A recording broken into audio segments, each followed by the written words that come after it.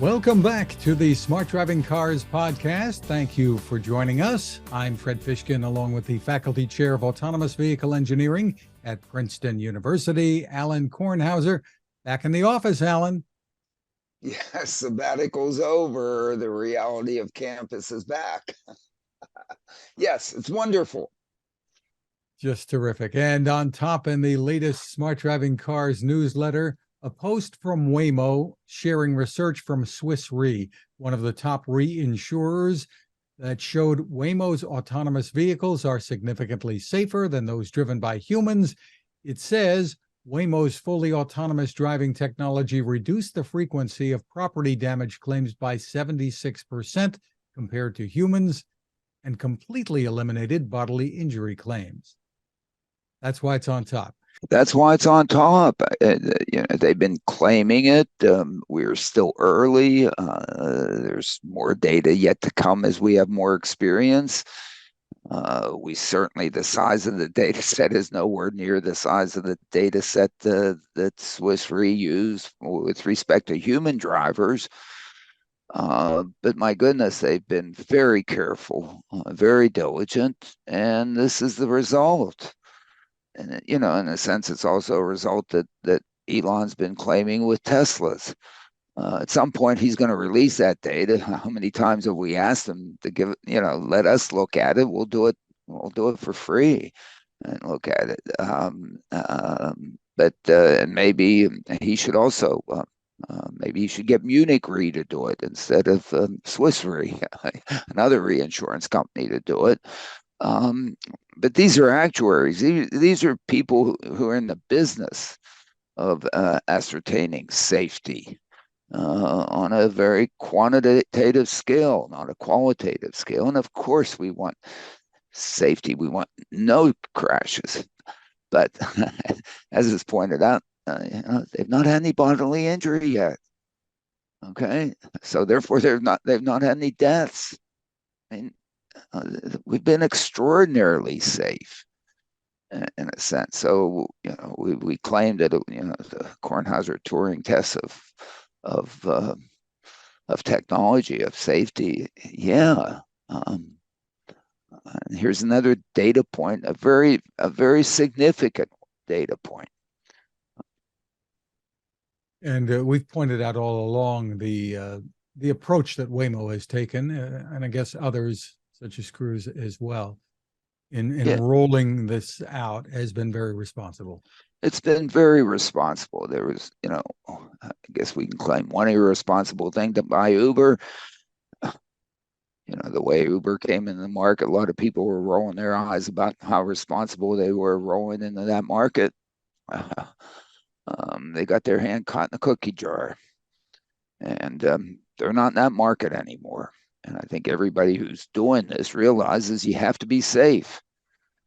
It doesn't mean there aren't going to be crashes. It doesn't mean you're not going to stop traffic. It doesn't mean you may not run over a fire hose. May not mean that you aren't going to be just going through a green light and you get T-boned by who knows what who's going through a red light, be it somebody running it, because they're going to an emergency scene, or somebody running it because they're texting. That's going to happen. But my goodness, compared to human drivers, we've been suggesting it, but this is the data. It's not safer than the best driver. That's not what the claim is. It's not probably even safer than a driver that's not misbehaving. Because as some of us claim, 90% or whatever the crashes, the bodily injury, or whatever metric is due to misbehavior by the human driver. And of course, if you're writing code, sure, you're going to have a bug. You're going to forget something. There's something you're not going to know. But it's not going to actively misbehave. It's not going to go put cones in front of the driver of a human driver. It's not going to text. It's not going to drink. Sure, it may get a blue screen, but yeah, it is, and so quantitatively, technically, this is data that says, hey, this is pretty good. And on a perceptive scene for all of us, as most of the reports from people that come out and ride these things in San Francisco, it's kind of what's going on for the first whatever, and then the rest of the time, everybody's comfortable. You know, it's like riding in an elevator. Again, my elevator analogy, Fred, I can't get away from it. But if you really want to know what the service could be like, should be like, in the giving of rides, to me, the best parallel is an elevator.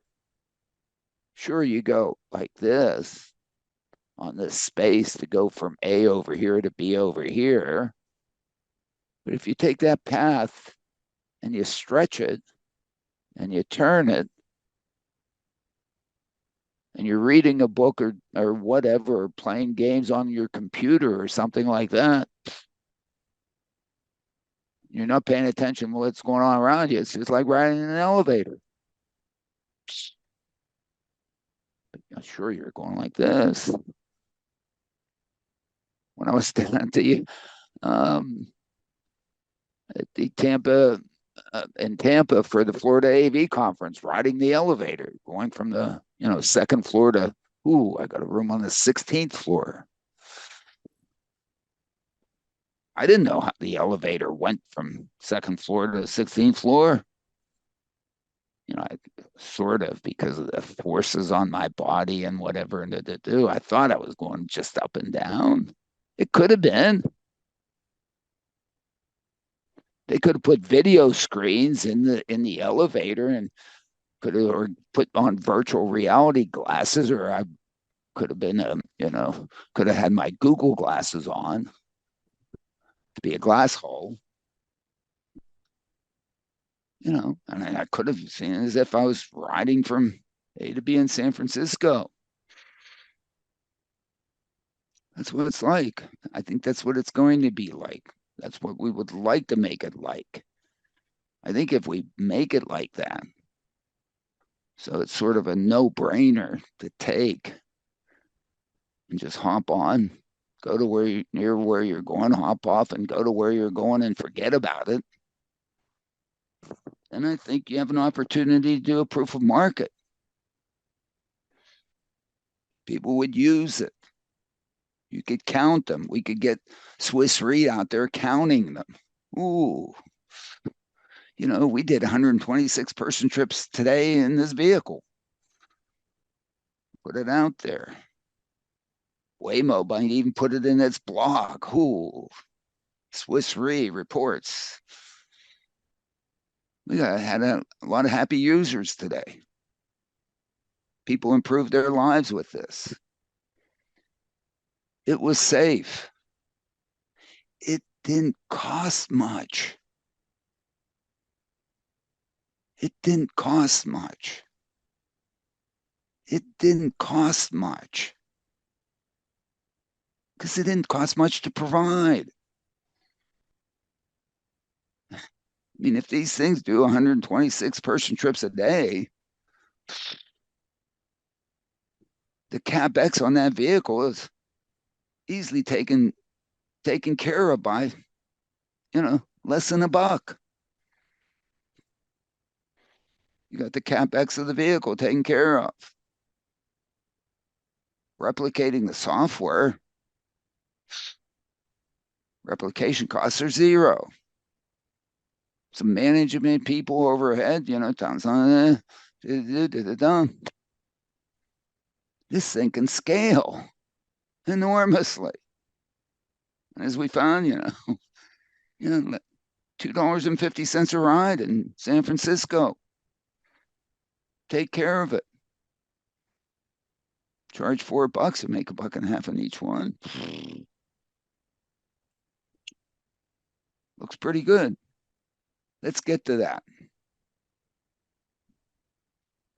And the numbers from Swiss Re say more or less, Hey, why not? Why not? Why not? You know, there are accidents in elevators. People die in elevators every year. Not that many. You don't hear about it. Look it up. Moving on, Alan. Tesla shares started the week with a big jump after Morgan Stanley analysts upgraded the stock, citing the potential of Tesla's Dojo supercomputer. Adam, you finally paid attention? I mean, they've been talking about Dojo at least since AI Day. I guess a lot of folks. Last year's AI Day, at least. Last year's AI Day, yeah. Yeah, if not before. And of course, you know, the reality, I think what's hitting people is that is a live stream that Elon did, you know, Friday ago. I think it was compelling to me. I mean, I sat there and watched that. That was the full self-driving FSD. FSD, and I tried to see where they were cheating, or where they had set it up, or where they had practiced it, or where they had the police clear the things out in front and back, or whatever. I don't know. I couldn't. If that was virtual reality, that was really good virtual reality, and I don't think it's that good. Okay. I mean, we see the Tektronix terminal back there from 1975, you know, beginning of all the virtual reality stuff, you know, and we thought that, you know, it would be, you know, we couldn't tell the difference today. I don't know. I think every one of the movies I go to where there's virtual reality, I can pick it out. Okay. Because it's not perfect. It's pretty darn close, looks pretty darn good, but I don't know. Maybe I'm being faked. I looked really hard to see if I was being faked on that one, and it didn't look it. And not to give an excuse. You included in here an FSD explanation from James Douma in the newsletter. Yeah, and the most interesting thing about that is not really, sort of, that it's end-to-end deep learning, just like we do, you know. In other words, who knows what the array of the 3 by n 360 pixel array comes in. 3 deep, I guess, 0 to 255.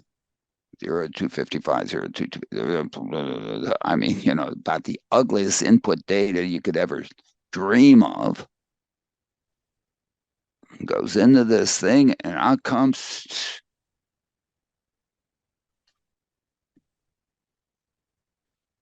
So full end to end. I don't know, because that's what the heck happens to us.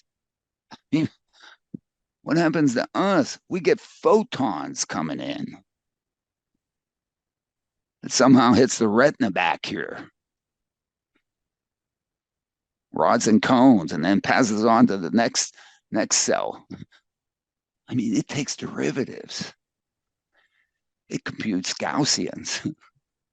I mean, it's high order math going on right there in your retina. Then back to the optic nerve, through the optic nerve, cerebral cortex, to the dome. And then da da da da da da, we go to da da da da da da da da. So of course, you know, been thinking since day one, really like to come in with this ugly data in the front end, and really good things to do on the back end. With now all the coefficients in the middle that you have to figure out what all these little neurons do up in here and back in here and all that stuff. And apparently they put it together.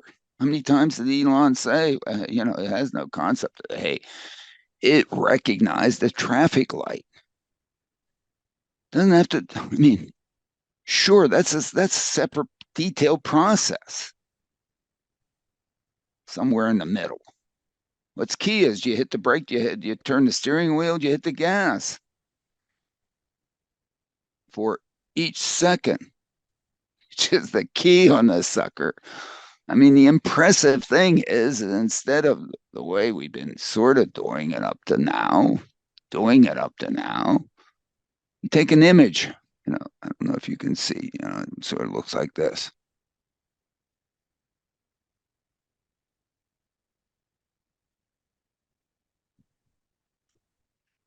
Those were a series of blinks for people who were Or a listening. series of blinks if you can't see it. That's the way it's been working up to now. I don't think I go down the road doing this.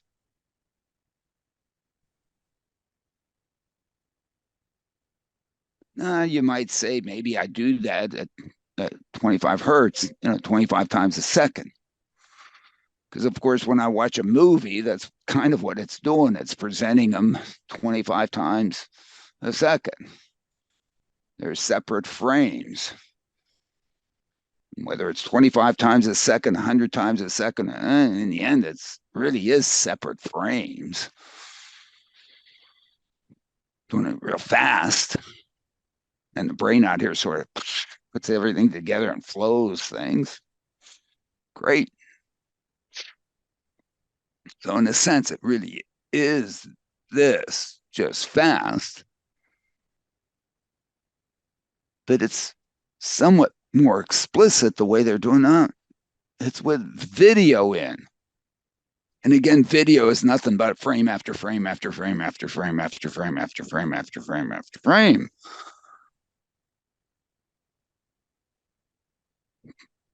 But they're put together in such a way that out of that process of bringing in video, it's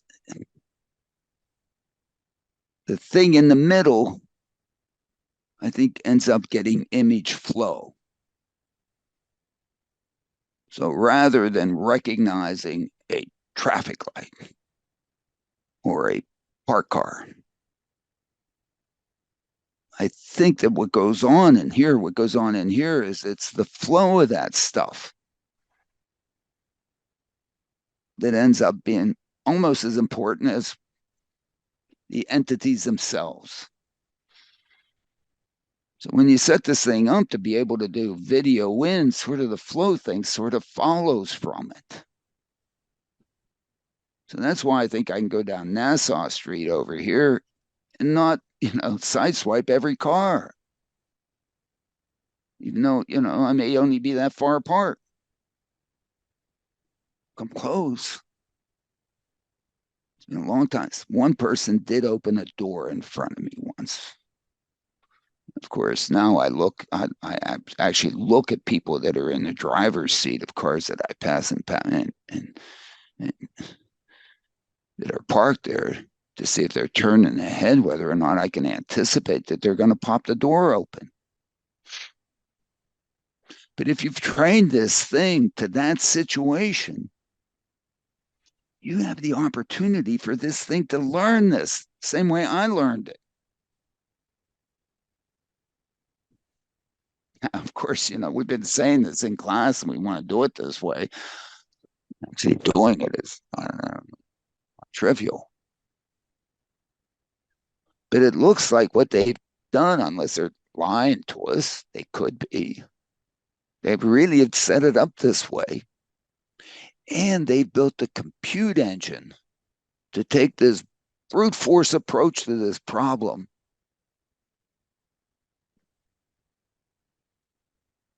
and actually do it. Apparently. Unless they're lying to us or they're, cheating or stealing. I don't think they're doing that. If they're doing that, kudos. And if the result of doing that is as good as it was out there with Elon out there, that the darn thing made a mistake and who misinterpreted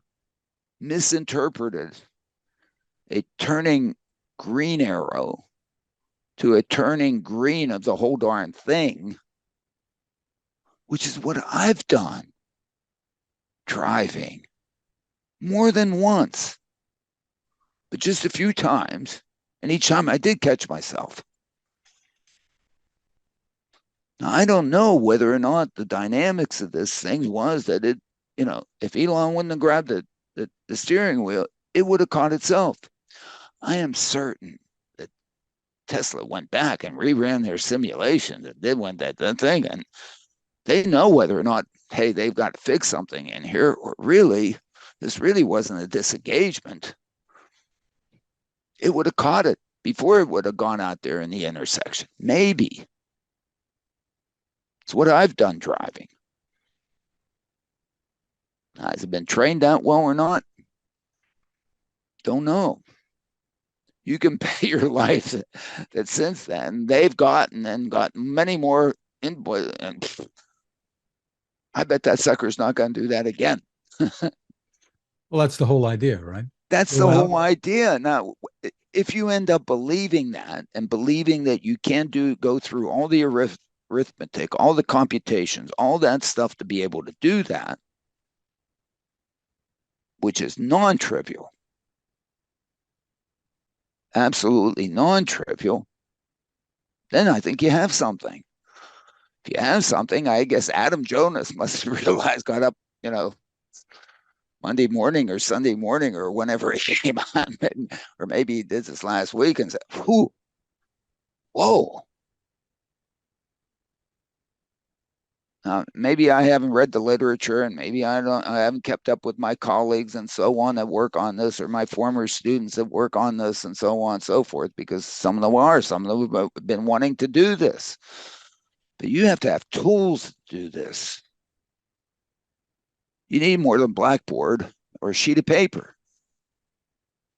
And, Dojo may be that compute engine that do that. If that compute engine can do this, what other issues and things like that on the same vein that you can do? And there's more. And that's why I believe it. I don't know. I guess. Right? But Rob Maurer at Tesla Daily has more on this as well. Yeah, Rob Mauer's, I guess everybody's not picked up. Adam, thank you for putting it out there so people would pay attention finally. I guess, we've talked about this, Fred. I think we've hinted about this in the past, right? Nobody pays attention to us. But boy, when Adam does it, love you, Adam.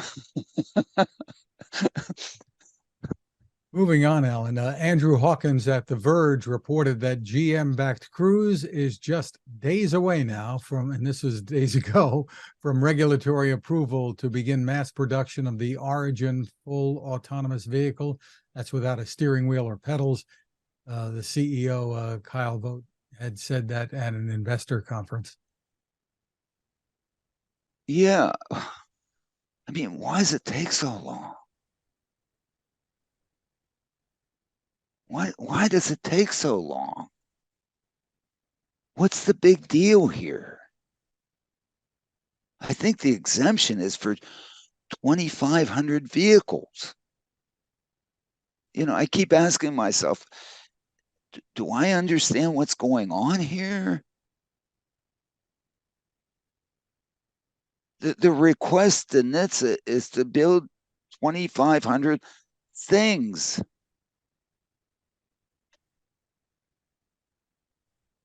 They're calling it an assembly line to build 2,500 things.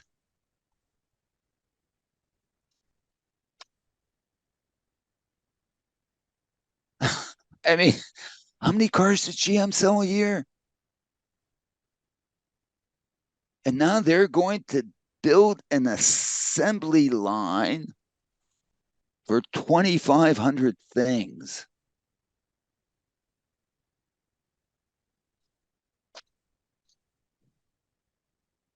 I mean,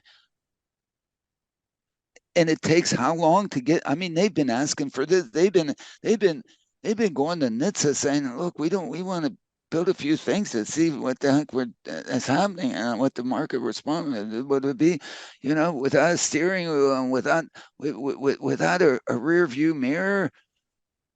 And these folks are spending how long to figure out whether or not somebody can build 2,500, or maybe it's 5,000, 2 years. What it seems to be an infinitesimal number of these things.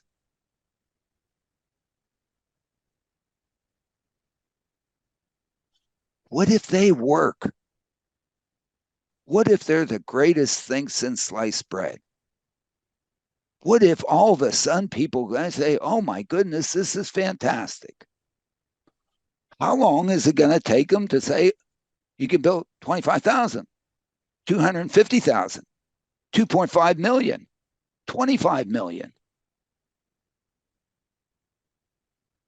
I mean, what kind of function do we have to take the how long it's taken them to do 2,500 that we have to discount? I mean, we're going to be the 82nd century before what? It almost sounds like you're saying, come on, man. Come on, man. There's another come on, man, no, for you really, too. what's the hang up here? Right. You're afraid that even if 2,500, heaven, think of the worst possible thing that 2,500 of these things could do. Worst possible. And you spent how long procrastinating on this? And, it's not NHTSA saying, hey, we're ready to do it. It's Kyle Vogt saying to an investor conference. I hope Kyle isn't being Elon. I mean, no, I don't want to say, I don't want to suggest that Elon ever, shorten a timeline. Come on, it's seriously? Come on, Congress, seriously? Seriously? And there's another one for you, Alan. In California, a bill mandating humans behind the wheel of driverless trucks has been passed and sent to the governor, Gavin Newsom, who he reportedly is likely to veto this. But the fact that this got through the California legislature, I think some may Well, I don't find. know. I mean, a veto, I guess California can, I guess they can have votes to overturn a veto. I don't know what the rules are in California.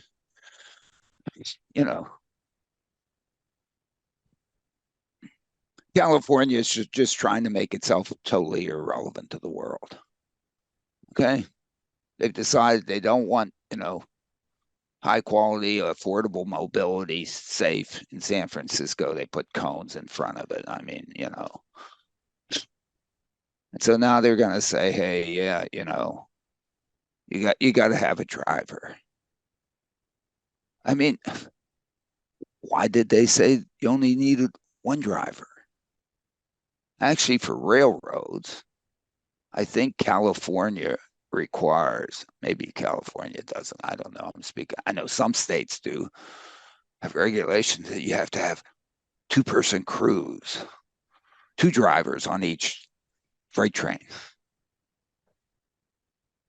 Now, if you look at it, freight trains only have longitudinal control problem. That's the only thing those folks deal with. No lateral control.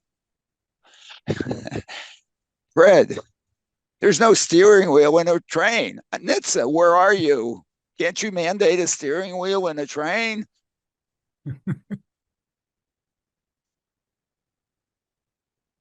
So they have two people taking care of one dimension. Maybe we should have two people in trucks taking care of the longitudinal dimension as they go down the 405. Not one Why not have it just like trains? The trains require two, legislature require two. You double the number of jobs. Oh my goodness, you also have to do lateral control because you have to steer because you don't have these rails thingies that keep you so that you know. So maybe you need four, two people to handle this and two people to handle the breaking this. And just think if you pass legislation for four people, you'll have four times as many jobs in California. And you can say, look, we're just making trucks just like choo-choos. Go for it, California. I mean, be the first in the nation. Whatever. Come on, man.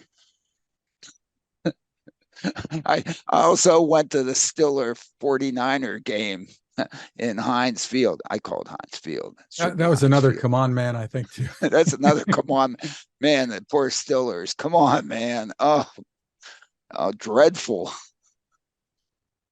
Alan, lots of, on the good news side here, lots of activity at the SpaceX Starbase, Starship 25 stacked on top of Super Heavy Booster 9. Looks like you need to buy another plane ticket. I think if one looks at what's happening there, at the pace of what's happening there, at the innovation, at the objective to learn what you don't know, and to get things to work and to try and to work, and unbelievable. And the working together, it seems, of SpaceX and the FAA. Who is this safety thing? Hey, we don't want stuff coming down from the sky. I mean, just think if the FAA took as long to allow to allow you to do to basically do stage separation while still thrusting, you know. Only the Russians have done that. I think. I'm wondering, has any of you? I may be wrong. I mean, it's like brand new, except for Russians doing it in 1960. Well, it's how quickly they made the adjustments, the changes, what they learned from and working, and it looks like the FAA is working with them to say, hey, and if they give them a launch license, they're going to say, look, looks like this might be a decent way to go to improve things, to make them better. Just think if we had NHTSA doing this instead of the FAA. How long? I mean, it would be the 4,282nd century. I mean, you can't make up this stuff. I mean, you just sit there and whoa, what's going on here? And thank goodness, you know, the space industry has found this good working relationship, not only with FAA, but with NASA, that has allowed, I mean, the progress that's been made this, you know, last 10 years. We made an enormous progress in the decade of the 60s. And then basically nothing for 40 years. Poor Moses out there with the tablets in the desert. 40 years. And then somehow, you know, this thing, SpaceX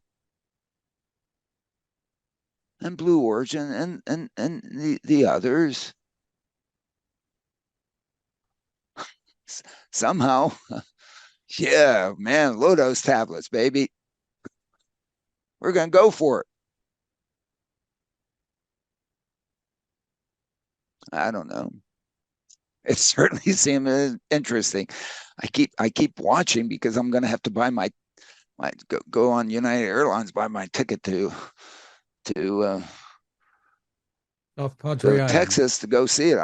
I got to be there for the second one, don't I? I was there for the first one. I have to be there for the second one. And you just got back from Florida too, Alan. Tell us a little bit more about the AV Yeah, conference again, that you mentioned. kudos to Jeff Brandes, Senator Jeff Brandes from Florida for, this was the 11th one and at the Florida AV conference, and I think that the state of Florida is benefiting well from his activity in the Florida AV conference to make Florida a player in this. I don't think the Florida legislature is going to pass a law that says you have to have 4 truck drivers in every truck in Florida. I don't think they're going to do that. They're not going to follow California. And maybe what's going to happen is maybe everybody in Silicon Valley may say, geez, why are we here? Why are we here? Every time I go there, why are you there? Really? Maybe you want to be in Florida. Maybe you want to take a look at Jersey. Actually, Jersey's really not all that bad. We love it when everybody thinks Jersey's not great because therefore, we don't have the deluge of people. My goodness. We're California. And the conference was successful The conference was very successful, and in fact, started in fact really investigating some new things. The EVTOL, the electric vertical takeoff and landing technology. Florida's a pretty darn good place to do it, and if one looks at it,